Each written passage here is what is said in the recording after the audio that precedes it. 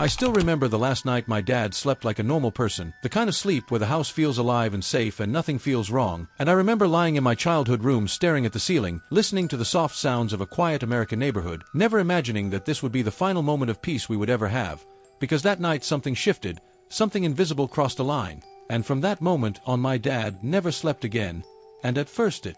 didn't seem frightening, just strange. Because when I heard him whisper my name at 2:17 in the morning and saw him sitting upright on the bed with his eyes wide open, I thought it was just a bad dream or stress or some harmless phase. But as the nights passed and he stayed awake without blinking, without resting, without ever closing his eyes, the house began to feel different, heavier, like it was holding its breath. And my dad started saying things that didn't make sense, things about shadows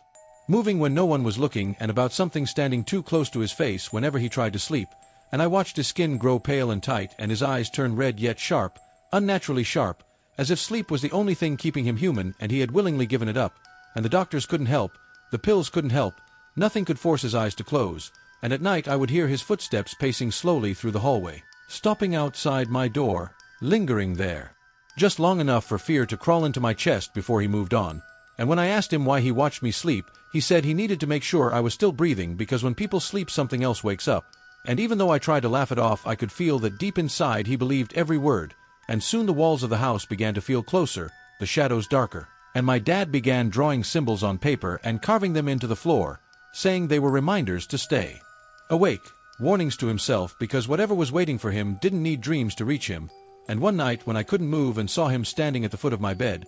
his eyes reflecting something that wasn't there, he whispered that if I ever saw him sleeping I should run, because whatever woke up inside his body wouldn't be him, and from that moment on fear became routine. Something I lived with every night as I sat across from him at 3 in the morning watching his eyes, shaking. Him whenever his head dipped, terrified of the silence that followed even a second of stillness, and as days turned into weeks he began knowing things before they happened, hearing voices in the walls, predicting deaths, speaking secrets about the house and the land beneath it as if something ancient was feeding him information in exchange for his exhaustion, and I realized that staying awake wasn't saving him. It was only delaying something inevitable, because on the final night when the storm cut the power and candles flickered around him and he smiled at me with the same gentle expression he used to have when I was a child, he told me he was tired in a way that had nothing to do with sleep and that whatever followed him home was done waiting, and when he closed his eyes despite my screams and tears the room grew colder. The shadows peeled themselves off the walls and reached for him like living things. And I ran into the rain without looking back, even when I heard my name being called in his voice and in another voice underneath it, and the next morning they said his heart had simply stopped, that stress and exhaustion had killed him. But I know the truth, because now when the night gets quiet and my own eyes grow heavy, I feel that same pressure behind them, that same sense of something standing too close, watching, waiting for me to make the same mistake, and I finally understand why my dad never slept again, because sleep wasn't rest, it was an invitation, and whatever is out there still remembers our house, our blood, and it knows I'm getting tired.